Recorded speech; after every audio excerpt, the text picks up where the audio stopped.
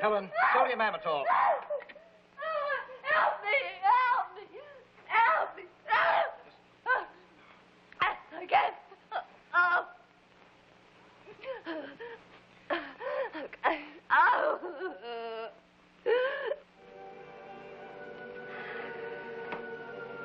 How complex is the human mind? It has been compared to the atom bomb, whose two elements, when kept apart, are perfectly harmless. So it is with the conscious and the subconscious of the human mind.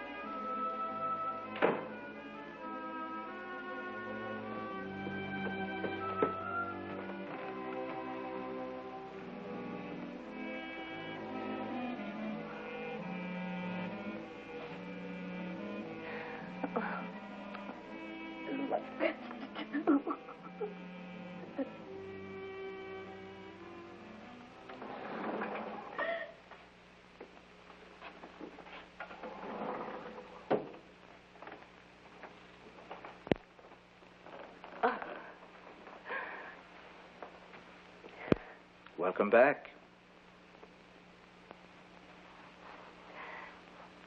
How long was I asleep? But 40 minutes? Someone locked me in. Not someone. You. Don't remember that.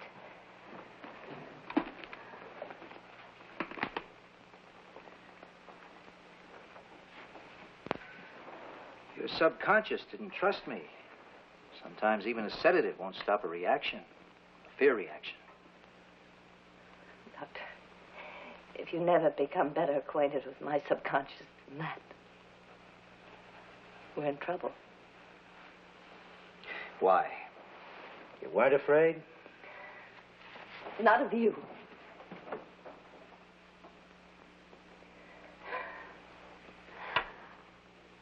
If I can't be calm, I can at least be accurate. I mean, I wasn't afraid of you. And what does that mean? What does that mean? Oh, come on, Doctor. We're a team, aren't we? You've got to pull a little, too. If I'm not afraid of you, then what's left?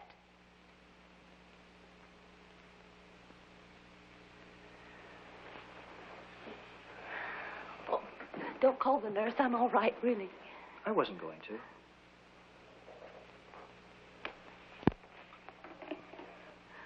Pardon me.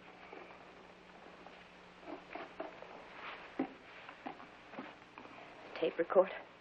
Unless you mind. Do as you please. I don't care. So, if you weren't afraid of me, I suppose you were afraid for me. Is that right? I was in some kind of danger, in your opinion. Yes. Physical danger? Doctor, I've got to tell you something. And if you laugh at me, I don't know what I'll do. I wouldn't think of laughing. I was afraid I'd get so mad at you, I'd wish you dead and you'd die.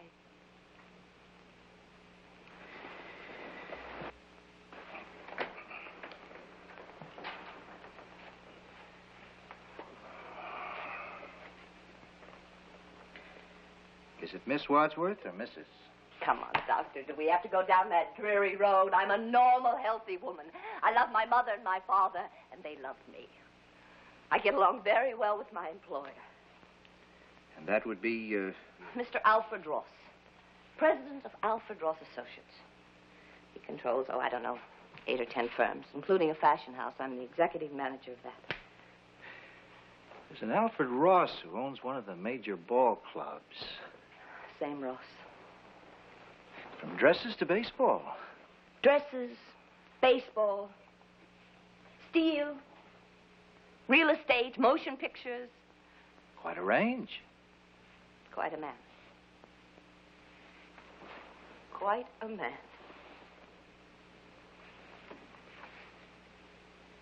I see you have a master's degree. Romance languages. I studied in Paris. Is that where you became interested in dress designing? No. I'd always liked it. Satisfying work, I imagine. Creative. It was. I haven't designed for years now. Is the executive end of the business less satisfying? No, I don't think so. More pressure, surely. More decisions. More chance to lose your temper? More chance, far less excuse. I had a terrible temper as a child. I've worked very hard to control it. In all the years I can remember, I've only lost my temper twice. Once here.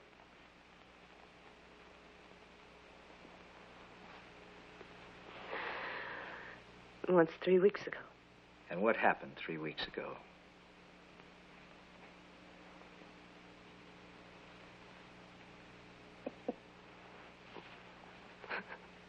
Someone died. Tell me. Tell me.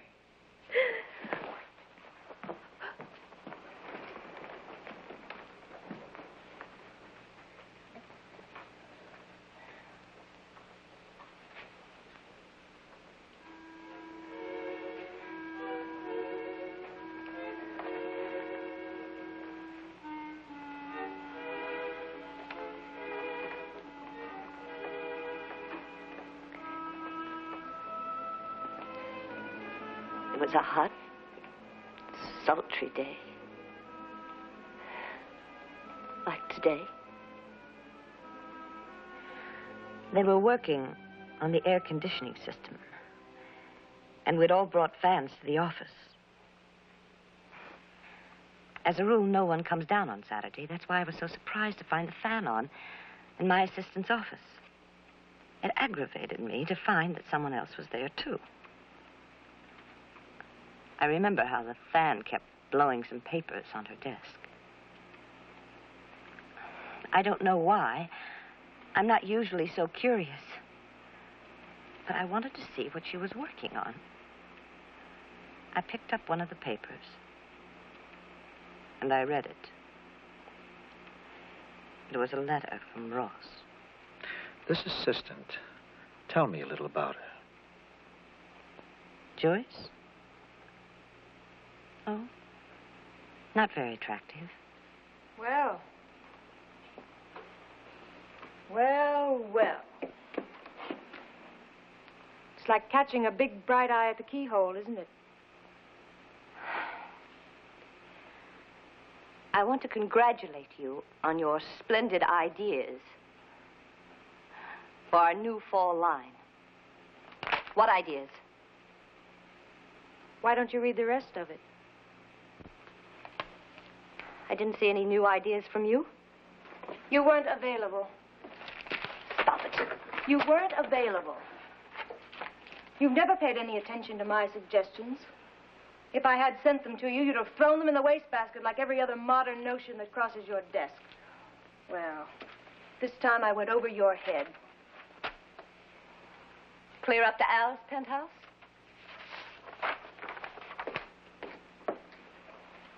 It's a lovely penthouse.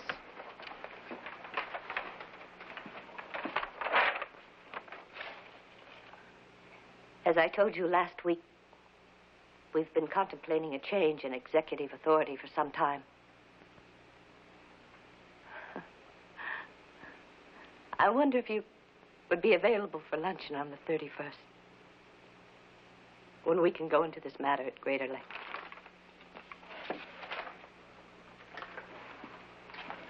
The world turns, dear.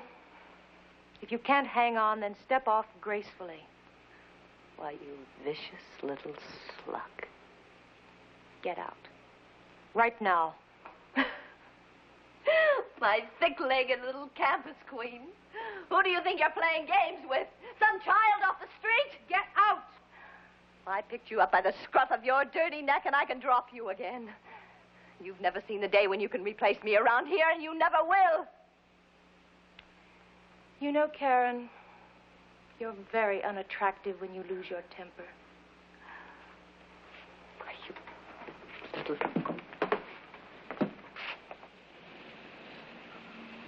Luncheon on the 31st. I hope you die before you get there. I hope you die. Die. Die. Die. Die. Die.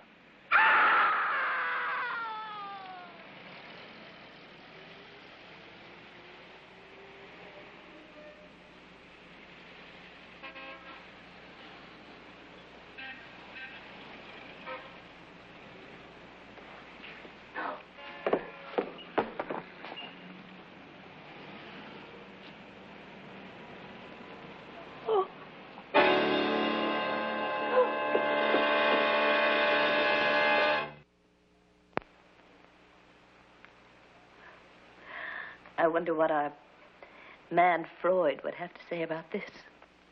I think he'd be most interested and sympathetic. He'd say I'd lost my mind. Not in the least. But it happened. What happened? I killed Joyce Chapman. No. What happened was that Joyce Chapman died coincidentally with a desire on your part to see her dead. You've constructed a guilt bridge between two unconnected events in order to punish yourself. I don't see that they're unconnected at all.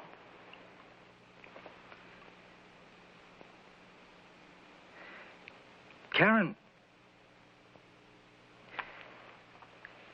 suppose you were a little girl, and I knew that an eclipse was due, and I told you to take a deep breath and try to blow out the sun, and you found you could.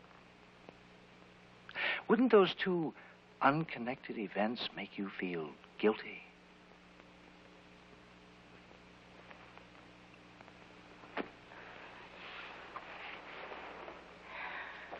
It does feel like I'm in some kind of a nightmare.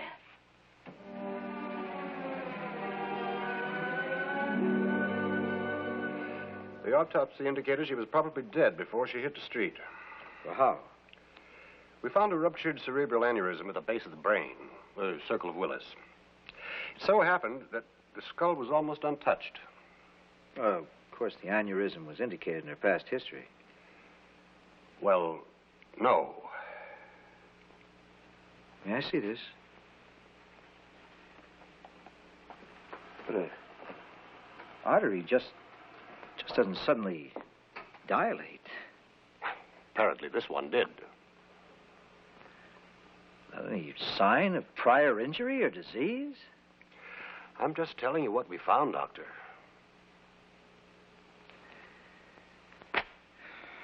Well, makes my job a little more difficult. Why? My patient believes she willed Miss Chapman dead. What's this woman's background? General hysteria? No. Just the opposite. Intelligent, alert. Executive manager of a dress firm here. Alfred Ross Associates. Alfred Ross? Yes, why? Oh, nothing. Only I've known Al Ross for 20 years, I guess. He was a fine man. Was? Yes, he keeled over on the golf course last night at 6 o'clock. Tragic. 49. That's too young. You sure you're the right man? Read in the paper today, and Alfred Ross was on TV last night. They taped that program a week ago. Oh. Coronary? I don't know. He'd never shown any indication. Maybe your woman's been practicing her voodoo again, Doctor. Yes. Maybe. How do you feel? How do I feel? Like dancing. I spent the weekend in the country. I haven't heard a telephone ring or read a newspaper or... Oh, I forgot. I did see a television show, though. You'll never guess who I saw. Who? Ross. I can't escape him. He's like Big Brother, you know? There he was, holding forth in his usual assured way. All about fashions, all wrong.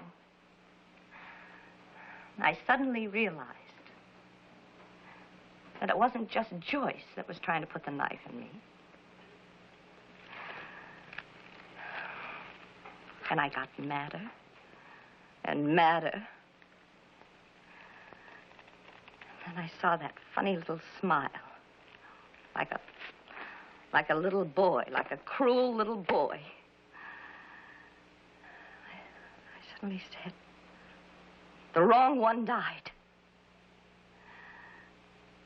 And I got so scared that I couldn't look. But then he went right on talking, and when I did look, he was right there, alive as ever. And I knew it was all in my head. Now, do you know why I feel like dancing? When did this happen? Around 6. Have you ever been hypnotized, Karen? Oh, yes, I tell you, I am the best subject in the world. Fine, Every time fine. You lie down there. All right.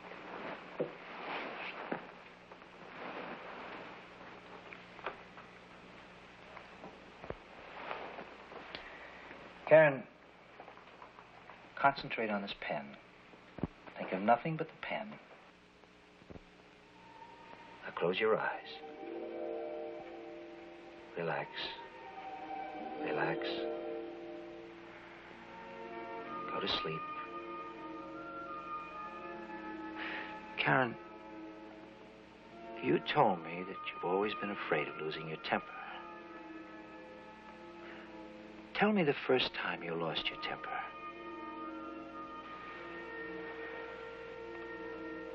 Karen, how old are you? 7. Where are you? Attic. Are you alone? Donna. What are you and Donna doing? I let Donna try on the clothes in the trunk. But they were mine. You mean your mother's? Yes. It's my attic. She always has to have her own way. But I found the hat first. Why should she take it? It's my hat. Oh, I hate you. I wish you were dead. I wish you were dead, dead, dead. And she was dead.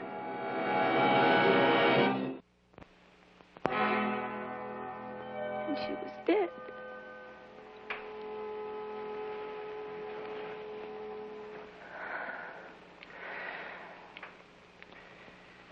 I'm sorry I had to put you through that.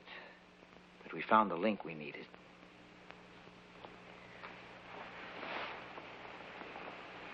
Poor little girl. Which one? Can't you see that both of them were to be pitied? All your life you believed subconsciously that you caused Donna's death. You didn't. Look at it now through adult eyes. You didn't shout, her dead, or Will her dead. It was an accident. You say that. It was an accident. It was. It was an accident. Nothing happened to Al Ross, did it? Did it? Karen. I'm going to tell you something because I don't want you to walk out of here and discover it yourself. Tell me what? Alfred Ross apparently had a heart condition. That's not true. Had a heart condition? He died last night. But I saw him afterwards on the television show. The program was taped. Oh, then it was my fault. No. It was my fault. They were unconnected events. Oh, you can't still believe it. I can prove it. No. Karen, listen to me. Wish me dead. Oh, no. Wish me dead. No, leave me alone. Why won't you try? Are you afraid to try? Are you afraid it won't work? That you'll have to give up this fantastic superstition? No. Gives you a great ego gratification, doesn't it? Makes you feel like a god, doesn't it? That makes you feel great, doesn't it? That's why you won't test it. Karen, you've got to give up this crutch now. Karen, listen to me. Think of loyalty. Oh. Why is it always a one-way street with you? Why can't you return it? To your friends, your doctor, anybody. Oh, I know what you're trying to do. Listen to me. Look at me. I am not going to hate you. Say it. No. Wish me dead. No. Be quiet. Or what?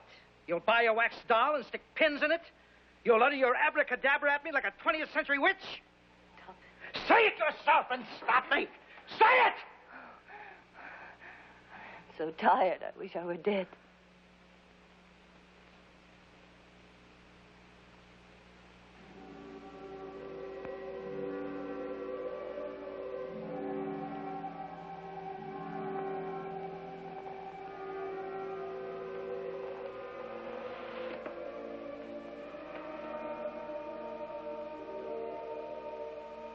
Karen.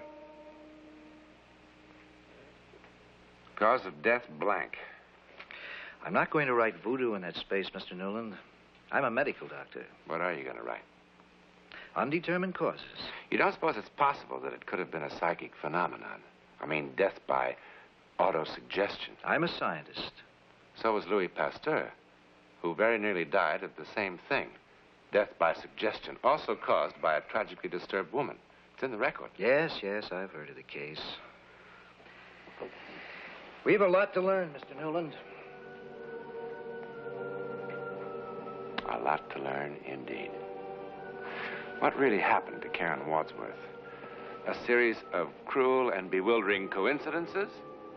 Or a few moments of hate and despair so enormous they could actually be felt by others?